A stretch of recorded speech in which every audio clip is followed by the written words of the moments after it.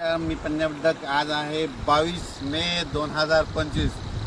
कालच मी रात्री एक व्हिडिओ दाखवला की लाईटवर किडे आले तर मी म्हणलो तो 24 तासात पाऊस पडणार. तर पाहू शकता ही आमची इथली लेंडी नदी आहे. ह्या लेंडी नदीला भरपूर असं पाणी आलंय, पाहू शकता या बाहेर. आणि आता सकाळचे 5 वाजलेले 5 वाजले पाहू शकता इतकं जोरात पाणी वाहत आहे.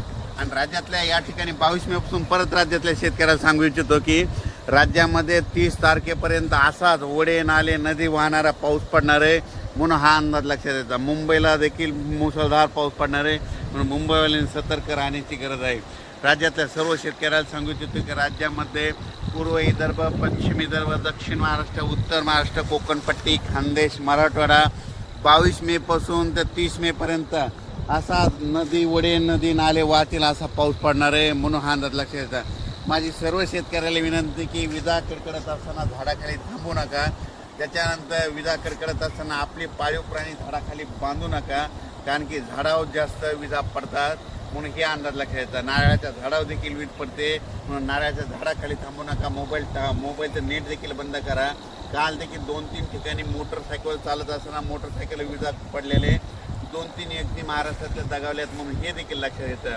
आणि राज्यात सांगायचं झालं तर म्हणजे हा पाऊस 30 तारखेपर्यंत दररोज 2-2 दिवस वेगवेगळ्या भागात पडणार आहे आणि जमिनीमध्ये चांगली 1 फूट वर जाणार आहे, म्हणून हा अंदाज लक्षात येतात. मग सांगायचं झालं तर हा पाऊस सांगायचं झालं तर सर्वात जास्त मुंबईला पडणार आहे, नाशिककडे पडणार आहे, त्याच्यानंतर कोकणात पडणार आहे, कोल्हापूर, सातारा, पुणे खूप पडणार आहे, म्हणजे नगर जिल्ह्यात देखील खूप पडणार आहे.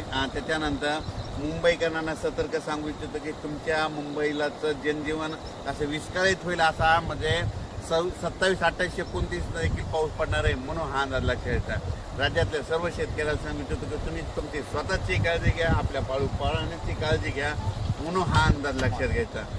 राज्यातल्या